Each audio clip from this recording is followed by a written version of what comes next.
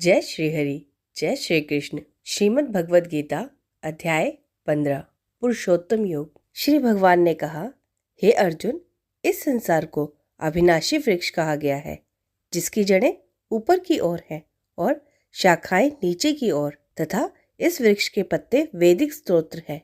जो इस अविनाशी वृक्ष को जानता है वही वेदों का जानकार है। इस संसार रूपी वृक्ष की समस्त योनियां रूपी शाखाएं नीचे और ऊपर सभी ओर फैली हुई हैं। इस वृक्ष की शाखाएं प्रकृति के तीनों गुणों द्वारा विकसित होती हैं। इस वृक्ष की इंद्रिय विषय रूपी कोपले हैं। इस वृक्ष की जड़ों का विस्तार नीचे की ओर भी होता है, जो कि सकाम कर्म रूप से मनुष्य के लिए फल रूपी बंधन उत्पन्न करती हैं। इस संसार रूपी वृक्ष के वास्तविक स्वरूप का अनुभव इस जगत में नहीं किया जा सकता, क्योंकि ना तो इसका आदि है और ना ही इसका अंत है और ना ही इसका कोई आधार है। अत्यंत दृढ़ता से स्थित इस वृक्ष को केवल वैराग्य रूपी हथियार के द्वारा ही काटा जा सकता है। वैराग्य रूपी हथियार से काटने के बाद मनुष्य को उस परम लक्ष्य परमात्मा के मार्ग की खोज करनी चाहिए। जिस मार्ग पर पहुंचा हुआ मनुष्य इस संसार में फिर कभी वापस नहीं लौटता। फिर मनुष्य को उस परमात्मा के शरणागत हो जाना चाहिए, जिस परमात्मा से इस आदि रहित संसार रूपी वृक्ष की उत्पत्ति और विस्तार होता है। जो मनुष्य मान प्रतिष्ठा और मोह से मुक्त है तथा जिसने सांसारिक विषयों में लिप्त मनुष्यों की संगति को त्याग दिया है, जो निरंतर परमात्मा स्वरूप में स्थित रहता है, जिसकी सांसारिक कामनाएं पूर्ण रूप से समाप्त हो चुकी हैं और जिसका सुख दुख नाम का भेद समाप्त हो गया है, ऐसा मोह से मुक्त हुआ मनुष्य उस अविनाशी परम पद परम धाम को प्राप्त करता है। उस परम धाम को ना तो सूर्य प्रकाशित करता है, न चंद्रमा और न ही अग्नि प्रकाशित करती है।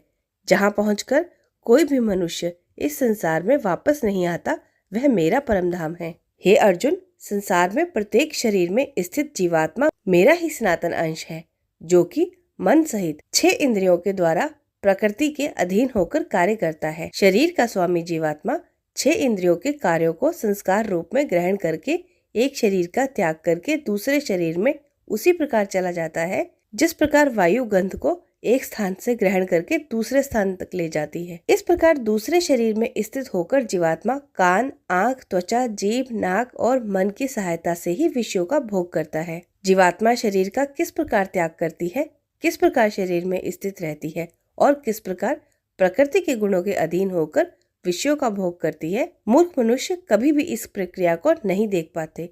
केवल वही मनुष्य देख पाते हैं जिनकी आंखें ज्ञान के प्रकाश से प्रकाशित हो गई हैं। योग के अभ्यास में प्रयत्नशील मनुष्य ही अपने हृदय में स्थित इस आत्मा को देख सकते हैं, किंतु जो मनुष्य योग के अभ्यास में नहीं लगे हैं, ऐसे अज्ञानी प्रयत्न करते रहने पर भी इस आत्मा को नहीं देख पाते। हे अर्जुन, जो प्रकाश सूर्य में स्थित है, जिससे समस्त संसार प्रकाशित है, जो प्रकाश चंद्रमा में स्थित है, जो प्रकाश अग्नि में स्थित है, उस प्रकाश को तू मुझसे ही उत्पन्न समझ। मैं ही प्रत्येक लोक में प्रवेश करके अपनी शक्ति से सभी प्राणियों को धारण करता हूँ। मैं ही प्रत्येक लोक में प्रवेश करके अपनी शक्ति से सभी प्राणियों को धारण करता हूँ और मैं ही चंद्रमा के रूप में वनस्पतियों में जीवन रस भरकर समस्त प्राणियों का पोषण करता हूँ। मैं ही पाचन अग्नि के रूप में समस्त जीवों के शरीर में स्थित रहता हूँ और मैं ही प्राण वायु और अपान वायु को संतुलित रखते हुए 4 प्रकार के चबाने वाले, पीने वाले, चाटने वाले और चूसने वाले अन्नों को पचाता हूँ। मैं ही समस्त जीवों के हृदय में आत्मा रूप में स्थित हूँ। मेरे द्वारा ही जीव को वास्तविक स्वरूप की स्मृति, विस्मृति और ज्ञान होता है। मैं ही समस्त वेदों के द्वारा जानने योग्य हूँ। मुझसे ही समस्त वेद उत्पन्न होते हैं और मैं ही समस्त वेदों को जानने वाला हूँ। हे अर्जुन, संसार में 2 प्रकार के जीव होते हैं, एक नाशवान क्षर और दूसरे अविनाशी अक्षर। इनमें समस्त जीवों के शरीर तो नाशवान होते हैं और समस्त जीवों की आत्मा को अविनाशी कहा जाता है, परंतु तुम इन दोनों के अतिरिक्त एक श्रेष्ठ पुरुष हो, जिसे परमात्मा कहा जाता है। वह अविनाशी भगवान तीनों लोकों में प्रवेश करके सभी प्राणियों का भरण पोषण करता है। क्योंकि मैं ही क्षर और अक्षर दोनों से परे स्थित सर्वोत्तम हूँ, इसलिए संसार में तथा वेदों में पुरुषोत्तम रूप से विख्यात हूँ। हे भरतवंशी अर्जुन, जो इस प्रकार मुझको संशय रहित होकर भगवान रूप से जानता है, वह मनुष्य मुझे ही सब कुछ जानकर सभी प्रकार से मेरी ही भक्ति करता है। हे निष्पाप अर्जुन, इस प्रकार यह शास्त्रों का अति गोपनीय रहस्य मेरे द्वारा कहा गया है।